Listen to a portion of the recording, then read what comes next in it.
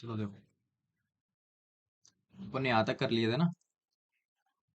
अच्छा, पीछे के ये रह गए थे तीन। वो लेके कुछ नहीं था, हाँ सर।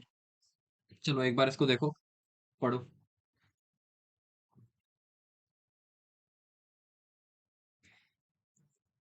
देखो इस क्वेश्चन को देखो, क्या बोला है इसमें। In the triangle ABC A B is equal to 6 centimetre. अब जब डायग्राम दे रखा हो ना, तब जो जो चीजें बोली गई हैं उनको सबसे पहले डायग्राम पे लिख लो।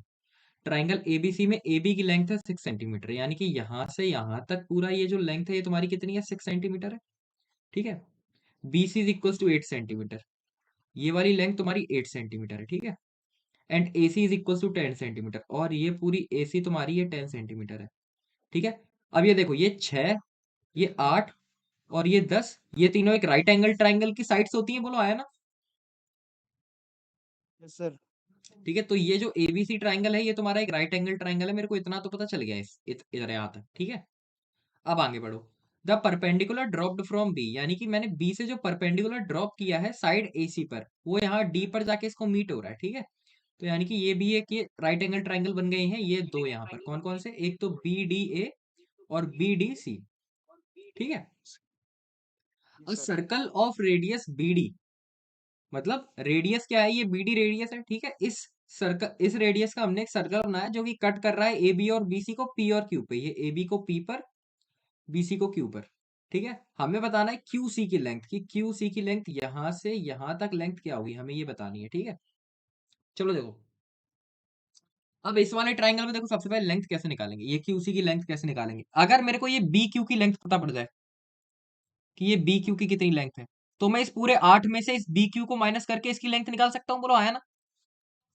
Yes sir. ठीक है। अब देखो ये आएगी कैसे। ये बी क्यू क्या है, तुम्हारी सर्कल की रेडियस है। जी सर। बताओ। अब यहाँ मैं बी क्यू की लेंथ निकालूं या बी डी की लेंथ निकालूं, एक ही बात है, क्योंकि दोनों ही सर्कल की रेडियस है। बताओ। हाँ सर। ठीक है। अब मेरे को ये पता है कि ये जो मेरा छोटा वाला ट्राइंगल बन रहा है, ये ए बी डी, ये जो छोटा ट्राइंगल बन रहा है, ये ये जो मेरा ट्राइंगल है इसका नाम क्या है, ए बी डी। और जो मेरा बड़ा वाला ट्राइंगल है ए बी सी, ये दोनों मेरे राइट एंगल ट्राइंगल है, बोलो हाँ है ना। Yes sir. तो ये दोनों आपस में सिमिलर होंगे। सिमिलर कैसे होंगे, दोनों के दो एंगल आपस में बराबर होने चाहिए। तो एक तो 90 डिग्री वाला एंगल ही बराबर है। सॉरी, इसको ऐसे लिखो, ये तो तुम्हारा होगा ए बी डी, और इस वाले ट्राइंगल को तुम क्या लिखोगे, ये तो हो गया तुम्हारा ए बी डी। एक सेकंड रुको, एक सेकंड। देखो, अब देखो ट्राइंगल लिखना भी आना चाहिए, कैसे लिखेंगे देखो। अगर मैं इस साइड ये ले रहा हूं ए डी बी, मैंने बीच में क्या लिया है, राइट एंगल लिया है। तो अब मेरे को इस साइड भी बीच में क्या लेना पड़ेगा, राइट एंगल लेना पड़ेगा। और ए मेरा दोनों में कॉमन है, तो ए से ही चालू करो। ये ए बीच में राइट एंगल क्या आएगा, बी, और फिर सी। ये दोनों ट्राइंगल में आपस में सिमिलर होंगे कैसे, क्योंकि एंगल है दोनों में कॉमन है ये वाला, प्लस ये जी वाला सर। एंगल तुम्हारा 90 डिग्री है, बोलो आया ना। तो ये दोनों हाँ ट्राइंगल सर। आपस में सिमिलर होंगे। अब अगर मैं लिखूं, अब मेरे को बस साइड बीडी को इंक्लूड करना है, इसकी तीनों साइड आपस में प्रोपोर्शन में होंगी, A D upon A B, this is equals to B D upon B C, this is equals to A B upon A C. ठीक है। अब देखो एडी की लेंथ कितनी है, अपन को नहीं पता एडी की लेंथ कितनी है। एडी की लेंथ लिख दो। ए बी की लेंथ कितनी है, 6 लिख दो यहाँ पर। बीडी की हमें लेंथ नहीं पता कितनी है, आर है तो आर लिख दो। बीसी की लेंथ कितनी है, 8। ए बी की लेंथ कितनी है, 6। ए सी की लेंथ कितनी है, 10। यानी कि मैं अगर ये वाला रिलेशन ले लूं तो मेरे को आर की वैल्यू पता पड़ जाएगी, यहाँ से बोलो आया ना। जी सर। ठीक है। तो आर की लेंथ यहाँ से क्या आएगी, 8 मल्टीप्लाई बाय 6 अपॉन 10। 8 6 48 अपॉन 10, यानी कि 4.8 सेंटीमीटर तुम्हारी आर की वैल्यू आ जाएगी। बताओ। हाँ सर। ठीक है। अब तुम्हें किसकी फोर्टी एट वैल्यू पॉइंट निकालनी है, बी क्यू क्यू सी की वैल्यू निकालनी है। तो क्यू सी तुम्हारा किसके बराबर होगा, B C minus B Q. B C तुम्हारा किसके बराबर, 8 के बराबर। बी क्यू की वैल्यू तुम्हारी क्या आ गई, 4.8। जब दोनों को माइनस कर दोगे क्या आंसर आ जाएगा, 2 यहाँ पर आ गया, 3 यहाँ पर आ जाएगा, 3.2 सेंटीमीटर। समझ में आया। Yes sir. अब देखो, अब इसमें ये एक बस सर क्वेश्चन है। वो सिमिलैरिटी वाला क्वेश्चन था ना। हाँ, सिमिलैरिटी वाला। अब देखो, ये एक क्वेश्चन है, इससे तुम्हारे आगे के 3 क्वेश्चन बनेंगे, क्योंकि मतलब 3 क्वेश्चन बनेंगे ये एक चीज सॉल्व करने से। क्यों, क्योंकि ये पार्ट में ऐसे क्वेश्चन आ रहे हैं। एक डायग्राम आया, अब इसके उन्होंने 3 पार्ट दिए, पहला ये रहा, दूसरा ये रहा, तीसरा ये रहा। ठीक है, देखो ये हो गया पहला वाला पार्ट। अब देखो अगले वाले पार्ट में क्या बोला है। अब ये जो चीज तुम्हारी पहली वाले पार्ट में आई है अगले वाले के लिए भी वैलिड रहेगी। यहाँ पर रेडियस तुम्हारी कितनी आई है, 4.8 सेंटीमीटर आई है। ठीक है, तो ये जो आगे क्वेश्चन में what is the radius of the circle पूछी है, इसका आंसर तो सीधे सीधे यही हो गया। समझ में आया? जी सर। ठीक है, ये देखो एक ये क्वेश्चन बन गया, दो चीजें सॉल्व, दो नंबर बन गए तुम्हारे बस वो एक ट्राइंगल को सिमिलरिटी करने वाले कॉन्सेप्ट से। अब तीसरा देखो क्या बोला है, angle ABD is equal to theta. अगर ये एंगल एबीडी तुम्हारा ये थीटा के बराबर है, ठीक है, तुम्हें साइन थीटा बताना है, साइन थीटा क्या होगा। तो साइन थीटा तुम्हारा क्या होता है, परपेंडिकुलर अपॉन हाइपोटेनस। बोलो आया ना? Yes sir. परपेंडिकुलर क्या होता है, ये थीटा के सामने वाला परपेंडिकुलर होता है। हाँ सर। ठीक है, तो एडी की तुम्हें यहां से वैल्यू निकालनी है अपॉन हाइपोटेनस। हाइपोटेनस इस वाले ट्रायंगल के लिए क्या है, राइट एंगल के सामने वाली, यानी कि ए भी हाइपोटेनस है। बोलो आया ना? जी सर। ठीक, यहां तक समझ में आया? अब देखो तुम्हें यानी कि साइन थीटा, अगर तुम्हें ए बी की वैल्यू पता है, ए बी की वैल्यू है तुम्हारी कितनी है, ए बी की वैल्यू तुम्हारी 6 सेंटीमीटर, ए बी की वैल्यू तुम्हें पता है 6 सेंटीमीटर, तुम्हें एडी की वैल्यू निकालनी है। अब देखो एडी की वैल्यू तुम यहां से निकाल सकते हो, एडी अगर तुम ये भी तो लिख सकते हो AD upon 6 this is equal to 6/10। बोलो आया ना? जी सर। ठीक है, तो यहां से तुम्हारी एडी की कितनी वैल्यू आ जाएगी, 6 × 6 36/10, this is equal to 3.6 centimetre. 6.36। अब बस इसको पुट कर दो यहाँ पर, क्या हो जाएगा, 3.6/6 दिस इज इक्वल टू किसके बराबर आ गया, 6 6 36, एक के बाद पॉइंट, 0.6 आंसर आ गया तुम्हें। समझ में आया? तो तुम्हारे सर तीन, ये आपके स्क्रीन स्ट्रक हो गई क्या? एक सेकेंड, स्क्रीन स्ट्रक,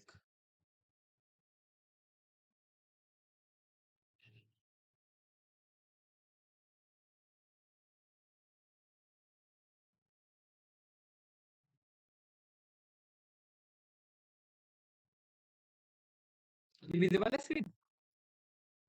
हाँ सर। अभी ये विजिबल है? जी सर। अब यहाँ से तुम्हारा आ गया ना ये 0.6 इसका आंसर आ गया। ठीक है, तो तुम्हें एक चीज सॉल्व करने पे तुम्हें कितने आंसर मिल रहे हैं, 3 नंबर मिल रहे हैं तुम्हें सिर्फ एक क्वेश्चन सॉल्व करने पे। ठीक है, तो ऐसे क्वेश्चन को बनाने की कोशिश किया करो। समझ में आ रहा है? अगर तुम भले ही यहाँ पर 2-3 मिनट भी ले लेते इसको सॉल्व करने में तो भी कोई दिक्कत नहीं थी। ठीक है, यस सर। सर ये इस क्वेश्चन को इजी वे में बोलेंगे कि ये टफ में आएगा, ये क्योंकि मीडियम, एक क्वेश्चन से 3 हो रहे हैं।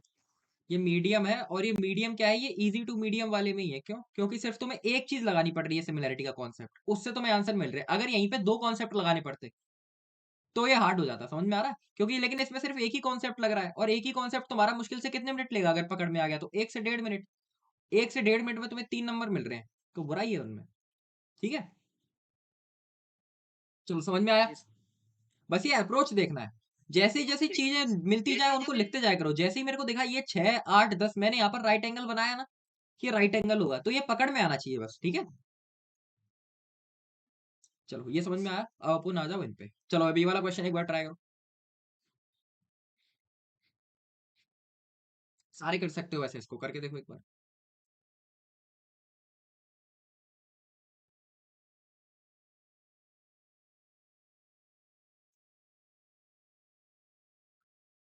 जैसे जैसे बोला गया है उसको बनाते जाओ। ठीक है, 2 सर्कल टच एक्सटर्नली, इसका मतलब क्या है कि 2 सर्कल एक्सटर्नली टच कर रहे हैं, यानी कि एक सर्कल तुम्हारा ये हो गया, इसके साथ ही एक्सटर्नली टच कर रहा है, तो दूसरा सर्कल तुम्हारा ये हो गया। बोलो हाँ, है ना? Yes sir. The sum of their areas, मान लो इसकी रेडियस आर है, इसकी रेडियस ये वाला आर है, तो उनके एरियाज का सम, यानी कि एरिया क्या होता है, pi are square plus pi are square, this is equals to 41 pi, ये दे रखा है तुम्हें। ठीक है, if the distance between their centre, तो इनका सेंटर कहां से कहां तक होगा, यहां से यही तो सेंटर होगा इनका, यानी कि ये बड़ी वाली रेडियस प्लस छोटी वाली रेडियस, यानी कि ये आर प्लस आर की तुम्हें वैल्यू कितनी दे रखी है, 9 सेंटीमीटर दे रखी है। बोलो आया ना? बताओ। हाँ सर। ठीक है, अब देखो यहां से पाई कॉमन ले लो, क्या आ रहा है, R square plus R square, this is equal to 41 pi. ये पाई से ये पाई कैंसिल हो गया, तो तुम्हें यहाँ से R square plus R square की वैल्यू मिल गई 41, और तुम्हें आर प्लस आर की वैल्यू पता है 9 है। ठीक है, अब देखो अब थोड़ा सा दिमाग लगाया करो, अब इनको सॉल्व मत करने लग जाया करो कि डायरेक्ट फॉर्मूला लगा दिए सॉल्व करो। देखो अगर मैं यहाँ पर आर को 5 रखूं और अगर आर को 4 रखूं, तो ये मेरा यहाँ पर 9 आएगा। बोलो आया ना? हाँ सर। सेम चीज यहाँ पुट करके देखो कैसे, 5 का स्क्वायर क्या होगा 25, प्लस 4 का स्क्वायर क्या होगा 16, दोनों को सम करने पे 41 आना चाहिए। 6 5 11 की कहां से लगी, 1 2 3 4, 41 आ रहा है, यानी कि ये बिल्कुल सही है। ये वैल्यू 5 हो गई, ये 4 हो गई। बोलो ये समझ में आया? Yes sir. ठीक है, अगर ये समझ में आ गया तो ठीक है, अगर ये समझ में नहीं आया तो इसको ऐसे, तो इसको बेसिक तरीके से कैसे करेंगे देखो, ये r प्लस आर स्क्वायरिंग की बोथ वैल्यू, साइड्स वाला ना हाँ सर। दोनों को स्क्वायरिंग बोथ साइड करके करेंगे, ठीक है, ये r प्लस R this is equals to 9, square कर दो बोथ साइड, तो R square plus 2r multiply by r this is equals to 81, इसकी वैल्यू रखो यहाँ पर 41 plus 2 multiply by r into R this is equals to 81, तो यहाँ से तुम्हारी 2r और r इसकी वैल्यू कितनी आ जाएगी, 40 आ जाएगी। फिर इसको r माइनस आर के होल स्क्वायर में पुट करो, क्या आएगा ये R square plus R square यानी कि 41 माइनस 40, ठीक है, क्योंकि माइनस का 2r होता है इसमें, तो r माइनस आर की कितनी वैल्यू आ गई, 1 आ गई, r प्लस आर 9 के बराबर, r माइनस आर 1 के बराबर, फिर तो इक्वेशन को सॉल्व करो तब आंसर आएगा, लेकिन उससे अच्छा यहाँ डायरेक्ट देख लो ना, ये तो इतना हार्ड भी नहीं है, r प्लस आर 9 है, छोटी वैल्यू ही है, यानी कि तुम्हें पता है 9 कैसे आ सकता है, या तो 5 को 4 में ऐड करो या 6 को 3 में ऐड करो, ठीक है, इन्हीं दो तीन तरीकों से आ सकता है, देखो 9 कैसे आएगा, 5 को 4 और फिर क्या है तुम्हारा, 5 को 4 में ऐड करो या 6 को 3 में ऐड करो, वैसे 9 आ सकता है, ठीक है, या फिर क्या होगा तुम्हारा 2 को 7 में ऐड करो, लेकिन 7 का स्क्वायर ही तुम्हारा 49 हो जाता है, इसमें तुम्हें एक वैल्यू और ऐड करनी है, तो ये तो 41 से ऊपर ही चली जाएगी, तो बस ये दो वैल्यू चेक करनी है, इनमें से इसके साथ आएगा, नहीं इसके साथ आ जाएगा, समझ में आया। Yes sir. अब तुम्हें इनके डायमीटर के बीच में डिफरेंस निकालना है, तो दोनों की रेडियस कितनी है, 5 और 4, इसका डायमीटर क्या हो जाएगा 10, इसका डायमीटर कितना हो जाएगा 8, दोनों के बीच में डिफरेंस कितना आ गया 2, समझ में आया। सर ये क्या किया आपने, 10 और 8? मेरे को निकालना क्या है, what is the difference between their diameters, question को पूरा पढ़ो, अच्छा ठीक ये ठीक ठीक। ये मेरी रेडियस है दोनों की, दोनों को डबल कर दिया, डायमीटर हो गया, दोनों का डिफरेंस निकाल दिया 2 सेंटीमीटर, समझ में आया। Yes sir. चल और अब ये सर वाला वो क्वेश्चन जो एक पढ़ो। क्वेश्चन नहीं था कि जो डिस्टेंस पूछता था, under root D square minus R square, वो उसमें टच नहीं होना चाहिए था ना सर, जो इसमें टच हो ना रहा ना है। उसमें टच अगर मान लो, तो इसमें अगर टेंजेंट बोला होता ना, अगर वो निकालना होता तो वो हमारा ये होता है डायरेक्ट कॉमन टेंजेंट, ये तो ये आएगा ना ऊपर, अच्छा अच्छा। ये होता है तुम्हारा डायरेक्ट कॉमन टेंजेंट, लेकिन इसका यहाँ पर कोई यूज नहीं है, इसमें सिर्फ ये देखो, अगर मान लो कोई दो सर्कल ऐसे हैं, एक ये है और एक सर्कल ये है, सॉरी एक सेकंड रुकना, ये कल मेरे से उसने पूछा था, ये शायद दिव्यम ने मेरे को व्हाट्सएप पे टेक्स्ट किया था ये चीज, ठीक है, बताना थोड़ा ये, ठीक देखो, ये एक तुम्हारा सर्कल है और ये एक तुम्हारा सर्कल है, ये इस वाले सर्कल की रेडियस है, ठीक है, यहाँ पे सेंटर है इसका, ठीक, और इस वाले सर्कल की रेडियस तुम्हारी ये है, ये बड़ा वाला आ रहा है, ये यहाँ से यहाँ तक बड़ा वाला आ रहा है, और ये तुम्हारा छोटा वाला आ रहा है यहाँ से यहाँ तक, ठीक है, तुम्हें बताना है इनके सेंटर के बीच की दूरी, तो ये कितनी होगी, आर माइनस तो आर। हाँ ये r माइनस आर होगी, ठीक है, तो ये दिव्यम ने कल पूछा था कि ये सेंटर के बीच की दूरी r माइनस आर कब होती है, तो वो यहाँ पर होती है इस वाले केस में, और इस वाले केस में क्या होती है r प्लस आर होती है, समझ में आया। जी सर। चलो अब ये वाला एक बार देखो, देखो सरकम सर्कल का क्या मतलब होता है, अपन ने वो पढ़ा था सरकम, अब वैसे तो तुम्हें बता रखा है ये चीज, एक बार करके इसका एक बार डायग्राम बनाना। सर सर्कल के अंदर circle. The radius of circumcircle of a right angle triangle, यानी कि राइट एंगल ट्राइंगल का सरकम सर्कल का मतलब क्या है, अगर राइट एंगल ट्रायंगल का इन हाँ हाँ समझ राइट गया एंगल मैं। ट्रायंगल का इन सर्कल बोला होता तो वो अंदर होता, सरकम सर्कल यानी कि इसका मतलब क्या है कि ये सरकम बाहर है। सर्कल बाहर है, ये ऐसे करके इसकी तीनों वर्टाइसेस को ये छूता हुआ जा रहा है ऐसे, ठीक है, इसकी रेडियस तुम्हें 10 सेंटीमीटर दे रखी है, तो इसकी सरकम राइट एंगल ट्रायंगल में सरकम रेडियस तुम्हारी का क्या फॉर्मूला होता है, बताओ, अपन ने पढ़ा था ना राइट एंगल ट्रायंगल के लिए सरकम रेडियस क्या होता है, इन रेडियस, सरकम रेडियस का क्या फॉर्मूला होता है, ये अंडर रूट टू ऐसा ही कुछ था, अपॉन टू। हाइपोटेन्यूज अपॉन 2 होता है, अच्छा। ठीक है, द रेडियस कौन ऑफ सा सर्कम, था ये, वो अंडर रूट टू थ्री वाला अपन, ऐसा कुछ था। नहीं नहीं, ये तुम्हें यानी कि ये सरकम रेडियस तुम्हारा हाइपोटेन्यूज अपॉन 2 हो गया, ठीक है, ठीक, अब तुम्हें सरकम रेडियस की कितनी वैल्यू दी है, द रेडियस ऑफ सरकम सर्कल, यानी कि यही सरकम रेडियस के बराबर है, कितनी है 10 सेंटीमीटर है, यानी कि ये 10 के बराबर है, तो इसकी हाइपोटेन्यूज टोटल कितने के बराबर हो जाएगी, 20 के बराबर हो जाएगी, बोलो है ना, यस सर। तो ये चीज तुम्हारी कितनी हो गई, 20 सेंटीमीटर हो गई हाइपोटेन्यूज, ठीक, और जी sir. Altitude drawn to the hypotenuse is 8 centimetre, और एल्टीट्यूड यानी कि ये परपेंडिकुलर की वैल्यू तुम्हें कितनी दे रखी है 8 सेंटीमीटर दी है, तुम्हें इस राइट एंगल ट्राइंगल का एरिया निकाल सकते हो आप? Yes sir. कैसे निकालेंगे बताओ?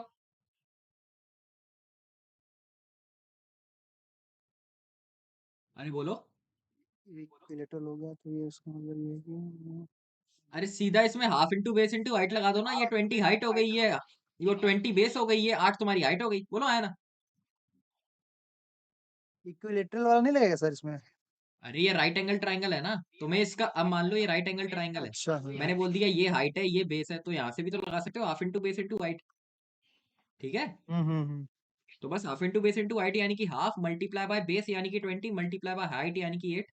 2 फोर जा तुम्हारा 8 हो गया, 20 फोर जा कितना हो गया 80 सेंटीमीटर स्क्वायर। ये आंसर आ गया।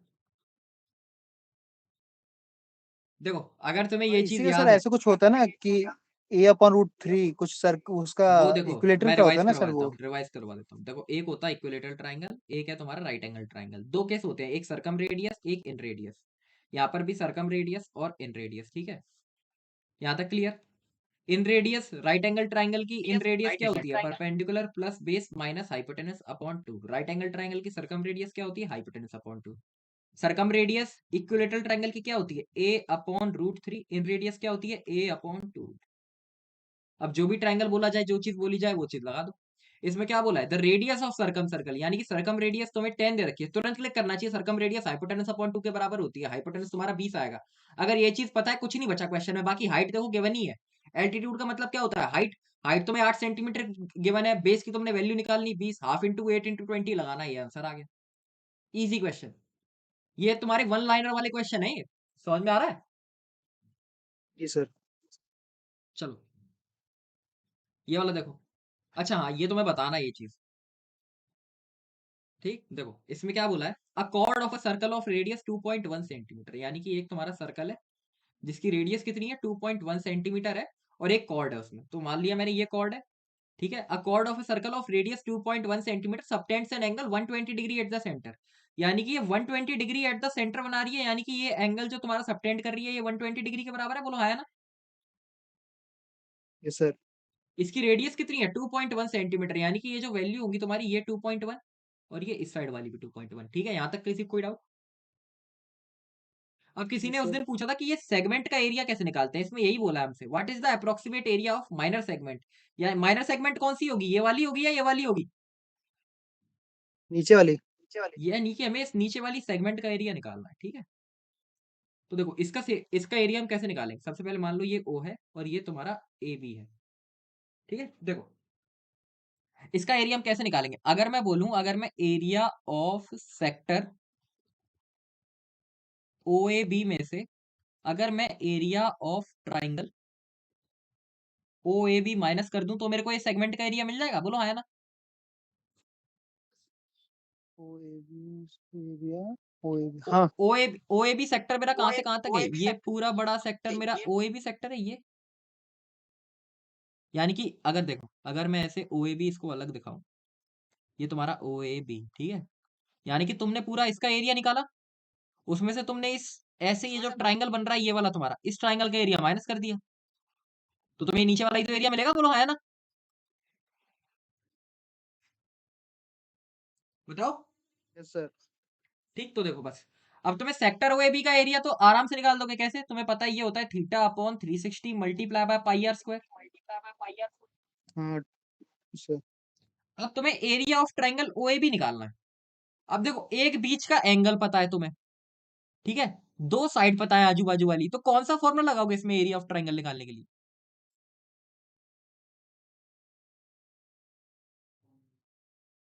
हाफ नहीं। रिवाइज रिवाइज, यहीं पे तो रिवीजन काम आता है। अब ये चीज हमने ज्योमेट्री के स्टार्टिंग में पढ़ी थी, क्या होता है इसका फॉर्मूला। मैंने ट्राइंगल के एरिया निकालने के लिए कितने फॉर्मूले बताए थे, एक तो इक्विलेटरल ट्राइंगल का बताया था √3/4 a², ये हो गया तुम्हारा इक्विलेटरल ट्राइंगल का, ठीक है।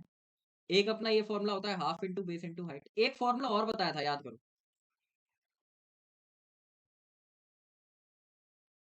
ये बताया था half A B sine theta.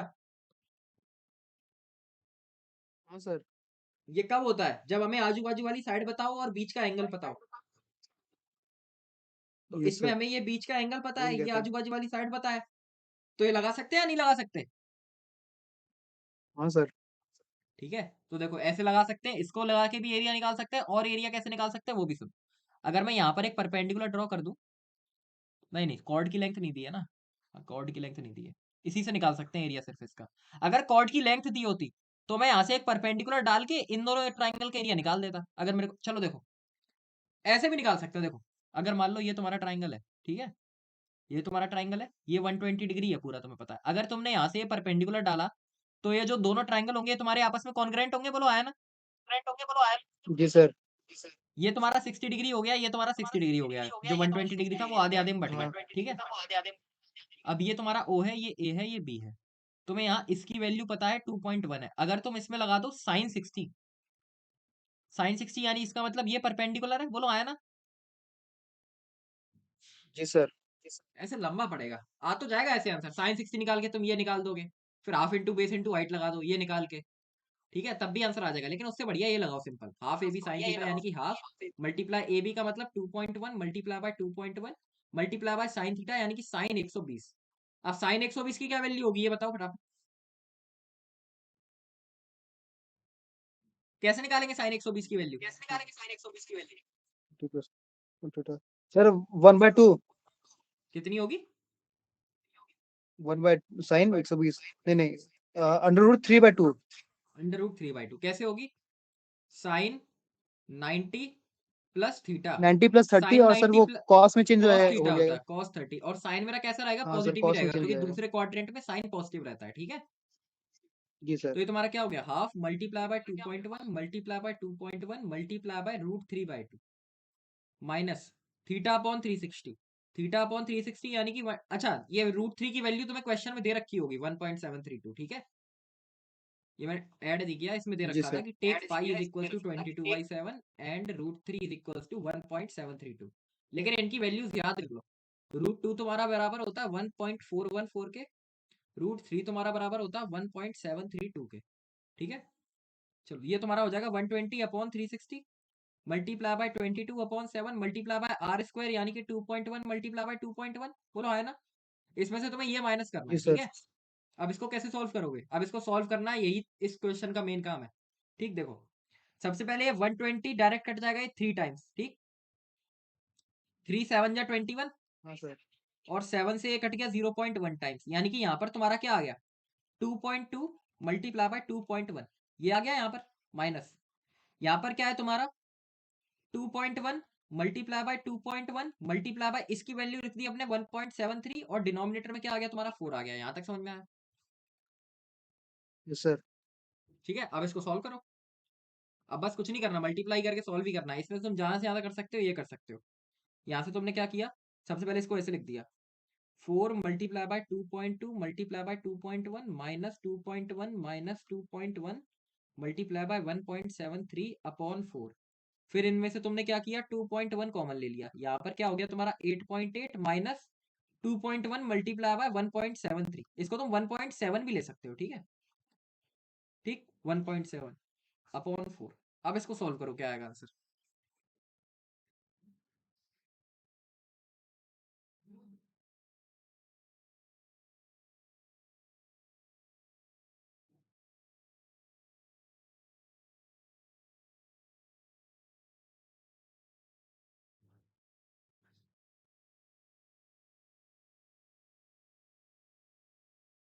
हाँ इसमें कैलकुलेशन है, नो डाउट कैलकुलेशन है, और वो कैलकुलेशन करनी पड़ेगी।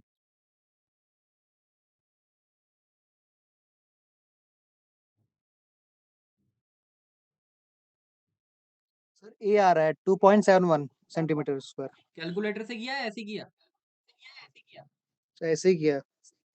चलो आखिरी का सर वो जो कैलकुलेशन होता है वो किया मैंने बस कैलकुलेटर ठीक है, से। ये 2.71 इसका आंसर है, ठीक। अब देखो ये तुम्हारा आ गया एरिया किसका, माइनर सेगमेंट का। अगर तुम्हें ये पूरे मेजर सेगमेंट का एरिया निकालना हो तो कैसे निकालोगे, ये जो मेजर सेगमेंट है ये बड़ा वाला, बताओ। सर +2r कर देंगे। अरे यार डायरेक्ट देखो ना, तुम्हें पूरे सर्कल का एरिया तो आराम से निकाल सकते हो, इसमें से छोटे वाले ये सेगमेंट का एरिया माइनस कर दो, बड़े वाले का एरिया आ जाएगा। आया समझ में? देखो अगला एक बार क्वेश्चन फिर यही से। है, what is the approximate area of major segment, ये भी दो क्वेश्चन आए थे ऐसे ही, माइनर सेगमेंट मेजर सेगमेंट दोनों इकट्ठे पूछे थे, सेम क्वेश्चन है, ठीक है। तो मेजर सेगमेंट का कैसे सर निकालेंगे? आपने आखिरी में क्या बताया था वो बता दीजिए देखो फिर देखो से, अभी बता रहा हूँ, किसको माइनस करेंगे? अभी बता रहा हूँ, एक सेकंड। तुमने इसका एरिया निकाल लिया, ये नीचे वाले का, ठीक है। अब तुमसे बोला कि ऊपर वाले का एरिया बताओ, मेजर सेगमेंट का मतलब यही तो है, तुम्हें ऊपर वाले का एरिया बताना है, बोलो आया ना, इस- ठीक है। तो देखो, तुम्हें नीचे वाले का एरिया पता है, अगर तुम पूरा सर्कल का एरिया निकाल के इस नीचे वाले का एरिया माइनस कर दो तो क्या बचेगा? हाँ sir, major segment. Major segment बचेगा। एक तरीका तो ये हो गया, एक तरीका ऐसे और है, उसका ना यही तरीका है, ठीक है, वो सेक्टर के लिए होता है जो तुम्हें बता रहा हूँ, ठीक है। चलो करो इसको, पूरे सर्कल का एरिया क्या होगा तुम्हारा, pi R pi square minus theta R upon square, 360 यानी कि into two pi R point one, square. अरे नहीं नहीं, ये पाई आर स्क्वायर लिखा, माइनर सेगमेंट का कितना एरिया निकला तुम्हारा, ये निकला ना 2.71, बस इसको माइनस कर दो। Yes sir. बस ये सॉल्व करना, ये हो गया 7 3 जा 21, ये हो गया 0.3, 22 3 जा 66, यानी कि 6.6 मल्टीप्लाई बाय 2.1 माइनस 2.71, ये करना है तुम्हें। ये हो जाएगा तुम्हारा यस सर। 6 1 जा 6, 6 2 जा 12, ठीक है, 12.6 मल्टीप्लाई बाय, यहाँ पर भी हो जाएगा तुम्हारा, एक सेकेंड यार, डायरेक्ट लिखो इसको, 126 मल्टीप्लाई 6 8 3 1, दो के बाद पॉइंट 13.86 माइनस 2.71, ये हो गया 5, 8 में 7 गया, 8 में 7 गया, सर क्या कर रहा हूँ मैं, 8 में 7 गया, एक 3 में से 2 गया, एक एक, यानी कि 11.15, ये आंसर है। समझ में आया? बताओ। यस सर, 11.15 आ रहा है मेरा भी। ठीक है, अब देखो, अब बस ये यहाँ पर अभी अपन ने एक नया क्या सीखा कि ये माइनर सेगमेंट और मेजर सेगमेंट का एरिया कैसे निकालते हैं। अगर माइनर सेगमेंट बोला जाए तो इस पूरे सेक्टर का एरिया निकाल के इसमें से ये एरिया ऑफ ट्राइंगल जो है ये माइनस कर दो, तो तुम्हारा ये सेगमेंट का एरिया आ जाएगा। और अगर मेजर सेगमेंट बोला जाए तो उसका भी सेम तरीका है, मेजर सेगमेंट का अगर एरिया पूछा है तो तुम्हें माइनर सेगमेंट का निकालना ही पड़ेगा, तभी जाके तुम मेजर का निकाल पाओगे, ठीक है। नहीं तो मेजर के लिए क्या करना पड़ेगा तुम्हें, यस सर। पहले इस सेक्टर का एरिया निकालोगे, ये जो बाहर ऐसा सेक्टर बन रहा है, ये बड़ा वाला एंगल, ये वाला जो सेक्टर बन रहा है, इसका एरिया निकालो, प्लस ये जो एरिया ऑफ जी ट्राइंगल है सर। इसको इसमें ऐड कर दो, तब भी मेजर सेगमेंट का आ जाएगा, ठीक है। जी सर।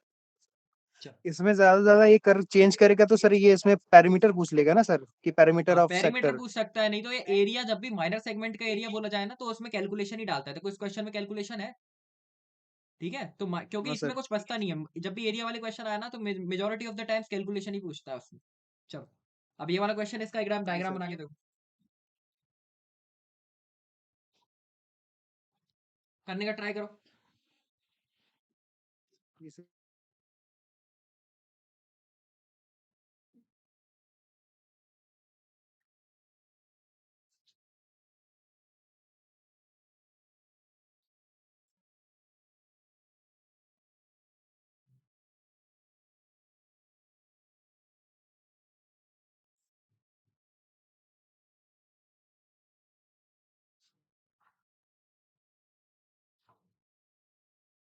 जो लोग नहीं आ रहे हैं क्लास में ना रिकॉर्डिंग देख रहे हैं अच्छे से, भाई कुछ नहीं है, बाद में छोड़ोगे, सीडीएस की तैयारी करना इससे पहले अभी छोड़ दो, कोई और फील्ड चुन लो, क्योंकि कुछ नहीं है, मेहनत मेहनत अगर नहीं हो रही है तो सीधी सिंपल सी बात है, ठीक है। पेपर जैसे तैसे निकाल भी लोगे, आगे फंस जाओगे, नहीं तो पेपर ही नहीं निकलेगा पहली बात तो, अगर ऐसा ही तुम्हारा अगर शेड्यूल रहा तो। क्योंकि हमें लगता है कि अभी बहुत टाइम है, ये कर लेंगे बाद में कर लेंगे, लेकिन जब पेपर आ जाएगा ना सर पे, उसके बाद पता चलेगा कि यार टाइम तो था ही नहीं।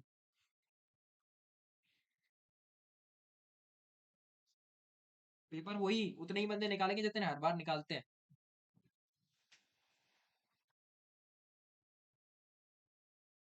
करा इसको, ट्राई करा उज्जवल। Sir 2 AC/3। वो अभी देखते हैं अपन, पहले डायग्राम वायग्राम बनाया, ट्राई करा। हाँ सर, डायग्राम तो बनाया। चलो अभी चेक करते हैं, ठीक है। देखो इसमें क्या बोला है, E is the midpoint of median AD of a triangle ABC, यानी कि कोई एक ट्राइंगल ABC या ट्राइंगल ABC बना लो, जैसा जैसा बोला जाए क्वेश्चन में वैसा वैसा करते जाओ।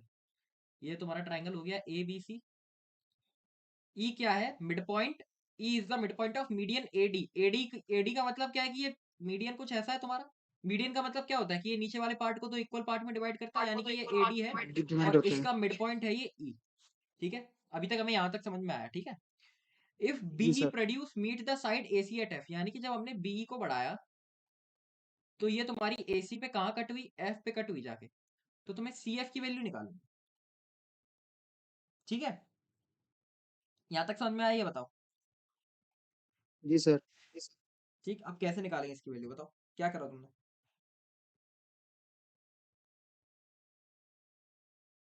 बोलो।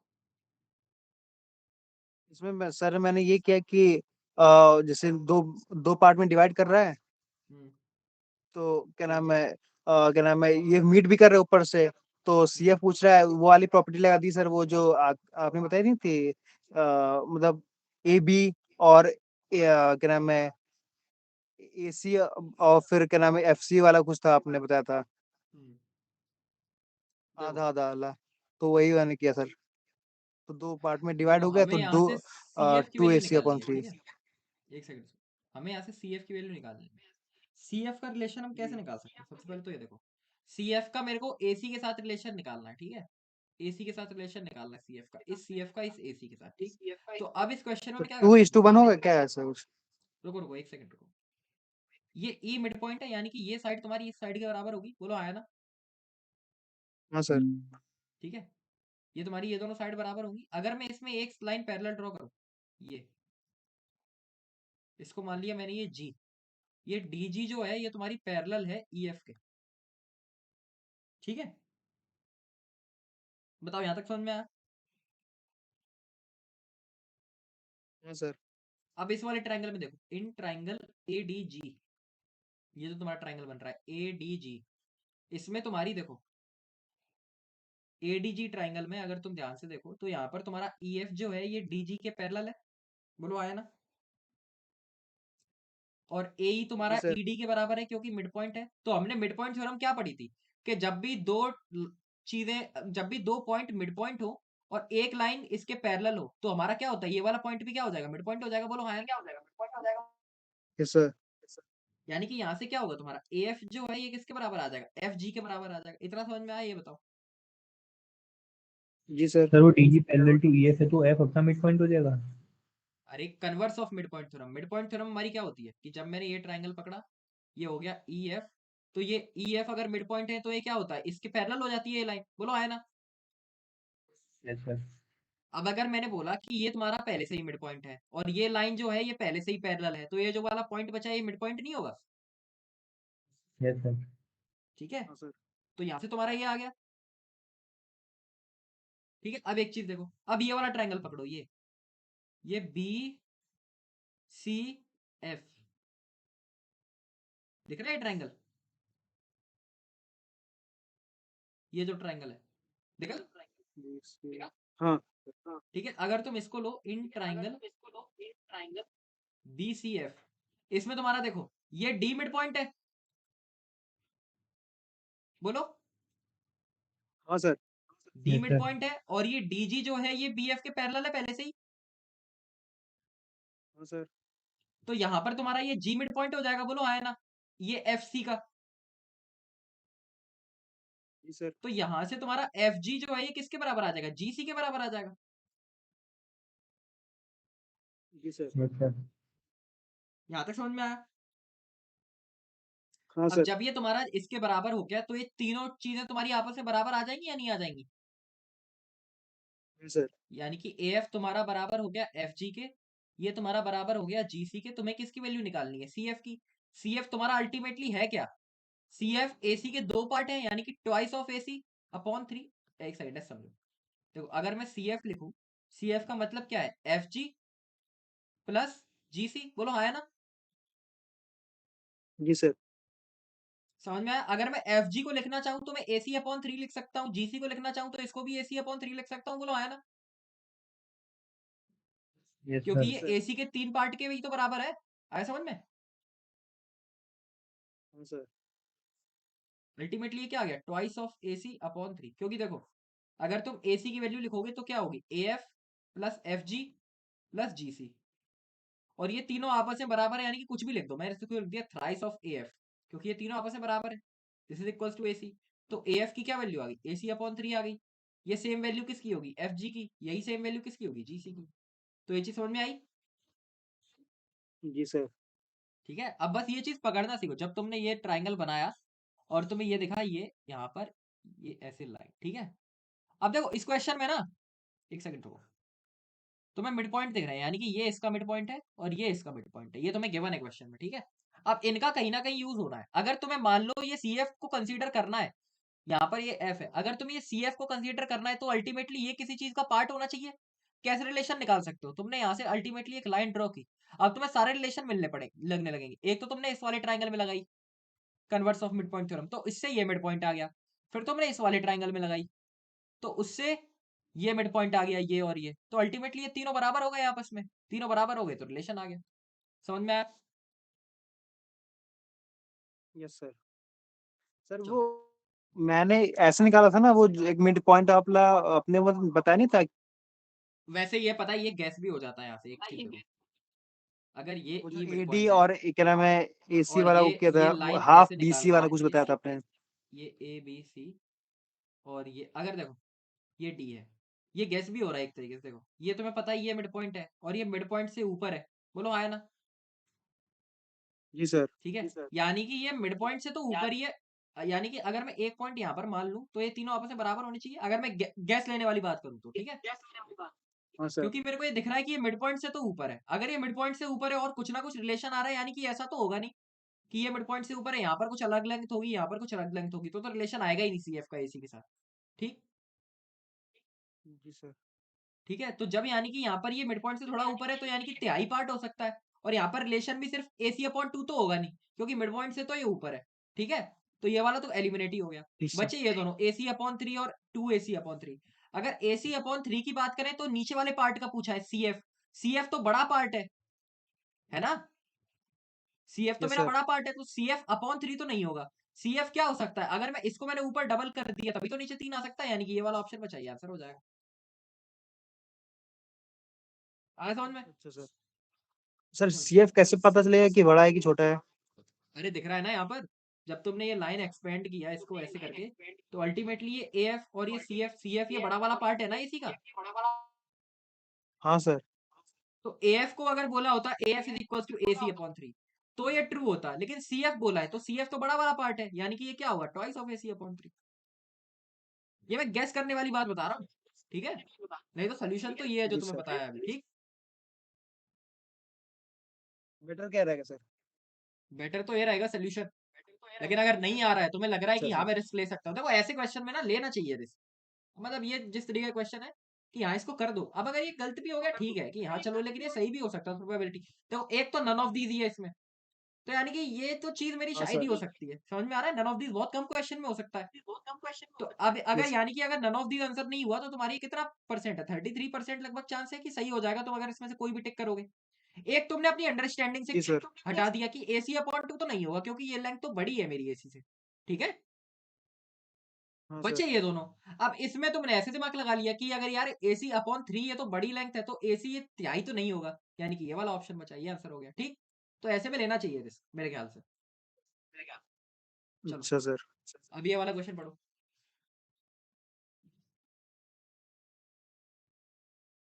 कौन कौन है क्लास में, उज्जवल और दिव्यम। चलो अच्छा दिव्यम, तुम ये मैंने बताया था अभी, तुमने शायद क्लास में नहीं थे तुम उस टाइम। वो जो तुमने बोला था ना कि R-R कब होता है, वो मैंने पीछे बताया, ठीक है, रिकॉर्डिंग में देख लेना। सर वो पेपर चला है मेरा एग्जाम। अच्छा चलो कोई नहीं यार, मैं भी समझता हूँ। चलो इसको ट्राई करो, जल्दी जल्दी करो थोड़ा यार। कितना करना है, 58 59 60, ये 4 क्वेश्चन करने हैं फटाफट।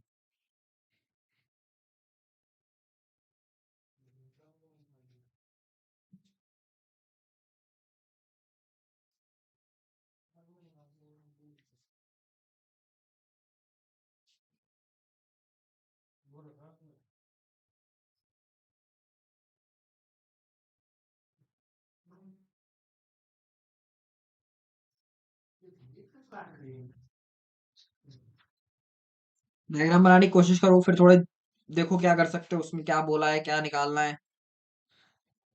2 मिनट है तुम्हारे पास।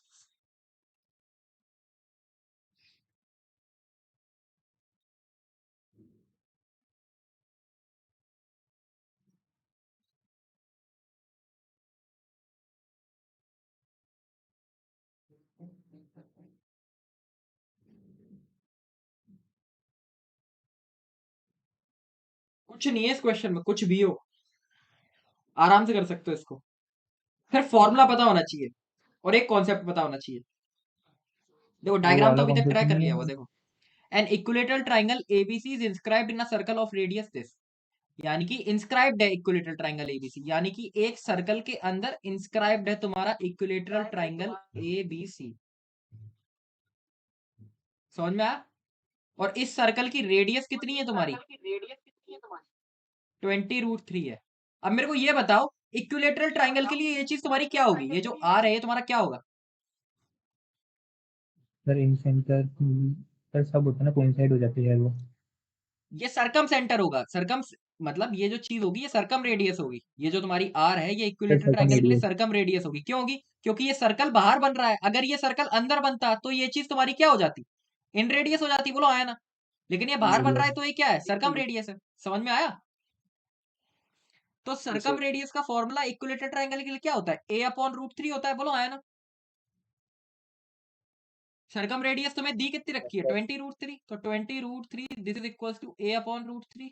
यहाँ से एक ही वैल्यू क्या आ जाएगी? 20 multiply by 3 this is equal to 60। आगे समझ में? अच्छा बस यही दिमाग लगाना है पेपर में। ठीक है कि ये सरकम रेडियस है कि इन रेडियस है। अब बताओ जब तुम्हें ये चीज पता पड़ गई, कुछ है इस क्वेश्चन में? No sir. सर। ठीक है, जी सर। चलो अब यही दूसरा पार्ट है इस क्वेश्चन का। सेम क्वेश्चन, ठीक है, ये सेम है। मतलब ऐसे आते हैं आजकल कि एक ही क्वेश्चन दे देंगे और दो चीज पूछ लेंगे उसी में, तो एक चीज निकालने पे दो आंसर हो रहे हैं। अब अगला वाला देखो क्या बोला। ये भी अगर तुमने पकड़ लिया तो छूते ही आंसर लगा दोगे और नहीं तो आएगा ही नहीं।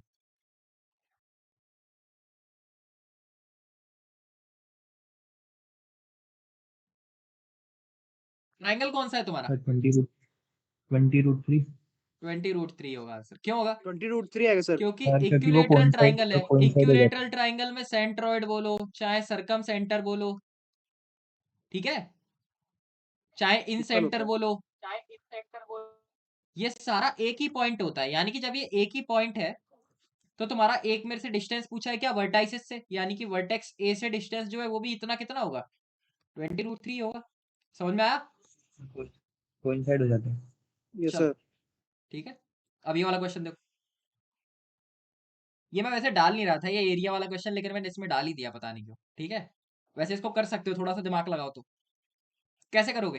देखो जब भी एरिया वाले क्वेश्चन आए ना, ये मेंसुरेशन की चीज है, लेकिन अभी सुनो। जब भी एरिया वाले क्वेश्चन आए तो तुम्हें फिगर, तुम कौन कौन से फिगर्स का एरिया निकाल सकते हो? क्या तुम इस वाले फिगर का डायरेक्ट एरिया निकाल सकते हो? ये जो अंदर बोला है तुमसे, बताओ। नहीं निकाल सकते ना, तो कोई ये फिगर जैसा लग रहा है नहीं ना, तुम सर। कोई डायरेक्ट फॉर्मूला लगा सकते हो। एरिया कैसे निकाल सकते हो? तुम्हें किस किस फिगर का एरिया पता है? तुम यहां से इस ट्राइंगल का एरिया निकाल सकते हो। बोलो आयन। Yes sir.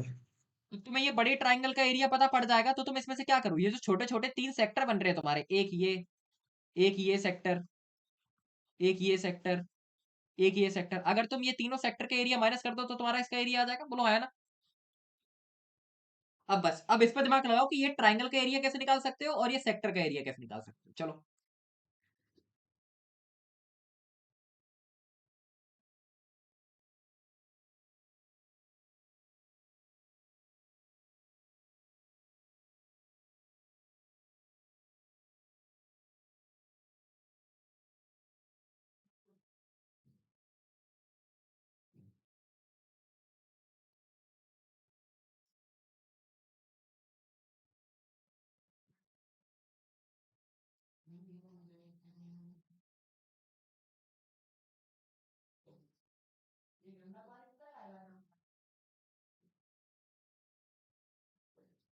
बताओ आया? Yes sir. अच्छा मेरे को ये बताओ, ये तुम्हारा ट्राइंगल कैसा ट्राइंगल है? Equilateral triangle.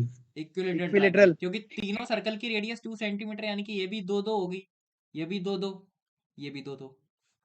ठीक है, तो इसका एरिया कैसे निकालोगे? इस पूरे ट्राइंगल का एरिया क्या हो जाएगा? √3/4 a²। साइड यानी कि इसकी कितनी है? टोटल 4 के बराबर है, तो 4 का स्क्वायर यानी कि 4 मल्टीप्लाई बाय 4। इसमें से तुम्हें माइनस करना है ये सेक्टर का एरिया, ये तीन सेक्टर का एरिया। और ये तीनों सेक्टर भी कैसे होंगे? सिमिलर सेक्टर है, क्योंकि सारे सेक्टर बराबर है। ये एंगल तीनों का 60-60 डिग्री है। बोलो है ना?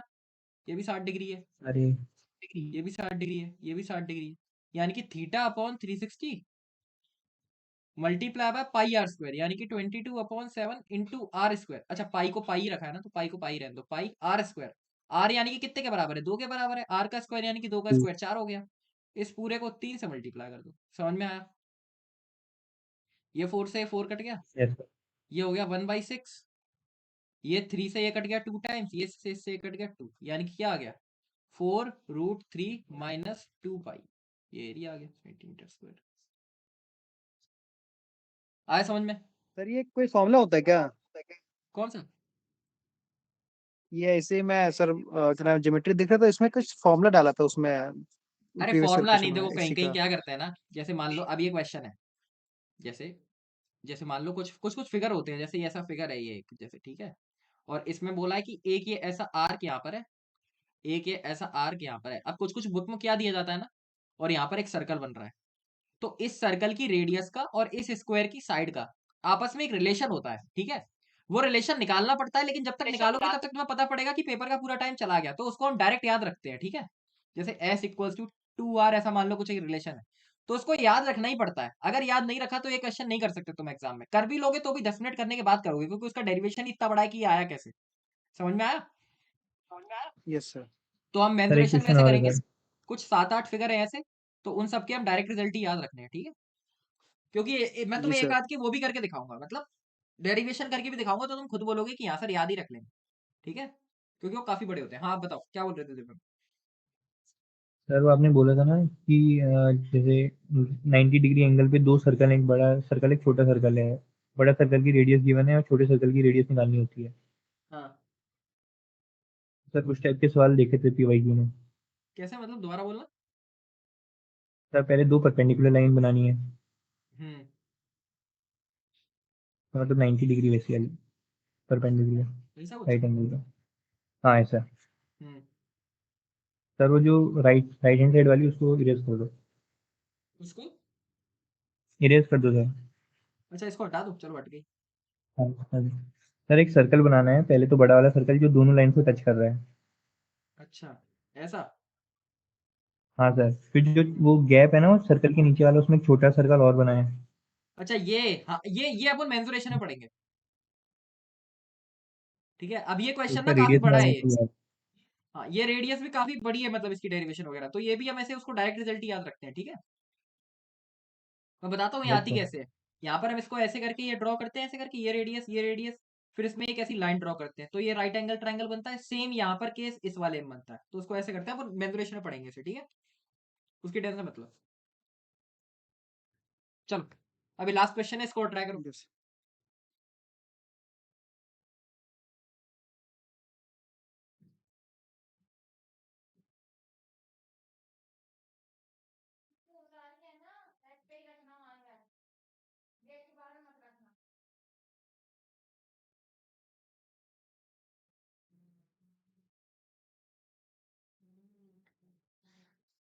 कुछ नहीं है इस क्वेश्चन में, अगर तुम्हें थ्योरम्स वगैरह सब पता है, कुछ नहीं है इसमें।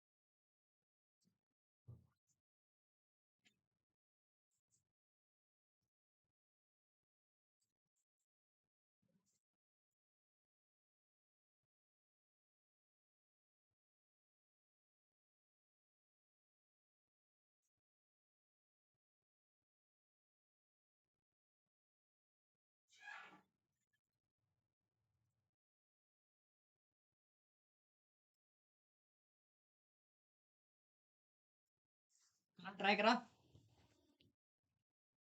देखो इसमें क्या बोला है, the perimeter of a triangle is 22 centimetre, यानी कि एक ट्राइंगल है, इसका पेरीमीटर 22 सेंटीमीटर। तो मैं नहीं पता ये ट्राइंगल क्या है, कैसे क्या, ठीक है। अब ये देखो, through each vertex of the triangle, यानी कि हर एक वर्टेक्स ऑफ द ट्राइंगल, ये तीनों वर्टेक्स है ट्राइंगल की, a straight line parallel to opposite side is drawn, यानी कि ये अगर मैंने इस वाले वर्टेक्स पर खींचा तो ये अपोजिट साइड इसके कौन सी हो जाएगी, ये वाली हो जाएगी, इसके पैरेलल एक लाइन ड्रॉ की है। अगर मैं ये वाली साइड, अगर मैं ये वाला वर्टेक्स लूं तो इस वाली साइड के पैरेलल साइड खींचनी पड़ेगी मेरे को ऐसी ये लाइन खींचनी पड़ेगी, बोलो आया ना। और अगर मैं ये वाला वर्टेक्स लिया तो इसके अपोजिट ऐसे पैरेलल खींचनी पड़ेगी, मान लो ये ऐसे करके कुछ होगी।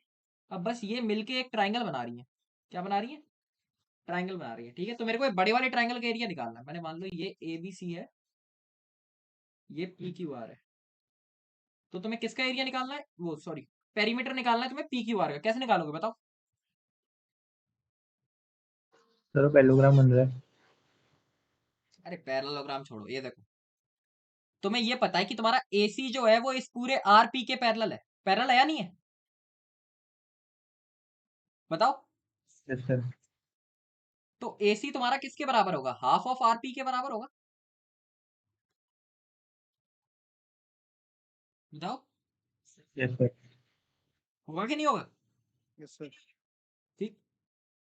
ऐसे ही सेम तुम्हारा AB जो है ये इसके पैरेलल है PQ के, तो तुम्हारा AB किसके बराबर होगा, हाफ ऑफ PQ के बराबर होगा, बोलो होगा? जी सर। सेम तुम्हारा BC किसके बराबर होगा, हाफ ऑफ RQ के बराबर होगा, क्योंकि ये यस इसके सर। पैरेलल है BC RQ के, बोलो आया ना। तीनों को ऐड कर दो, yes sir. AB plus AC plus BC, this is equals to half common ले लिया, यहाँ पर क्या बचा, PQ plus QR plus RP। AB plus AC plus BC का मतलब क्या है, पेरीमीटर इस छोटे वाले ट्रायंगल का कितना गिवन है, 22। This is equals to half of, ये क्या है, PQ QR और RP बड़े वाले ट्रायंगल का पेरीमीटर है, यानी कि पेरीमीटर ऑफ PQR, ठीक है। तो यहाँ से 44 सेंटीमीटर किसकी वैल्यू आ गई, पेरीमीटर ऑफ PQR, आया समझ में? Yes sir. Yes sir. चलो तो इसी के साथ आज हमारा ट्रिग्नोमेट्री खत्म हुआ, ठीक है। ये सारे जितने भी 60 क्वेश्चन है सारे तुम्हारे PYQ हैं, रिवाइज कर लोगे एक बार प्रैक्टिस शीट दूंगा उसमें भी लगभग 50 से 60 क्वेश्चन होंगे, उसको एक बार कर लोगे तो डर खत्म हो जाएगा, फिर प्रीवियस ईयर क्वेश्चन लगाओगे तो कॉन्फिडेंस भी आ जाएगा, ठीक है। जितना रिवाइज करते जाओगे ज्योमेट्री को उतनी ज्यादा आती जाएगी, क्योंकि तुम्हें थ्योरम उतनी ज्यादा याद होती जाएंगी, ठीक है। तो ज्योमेट्री मास्टर करने का सिंपल सीधा जी सर। तरीका है कि थ्योरम को याद करो फिर उसको लगाना सीखो क्वेश्चन में कैसे लगाते हैं, ठीक है।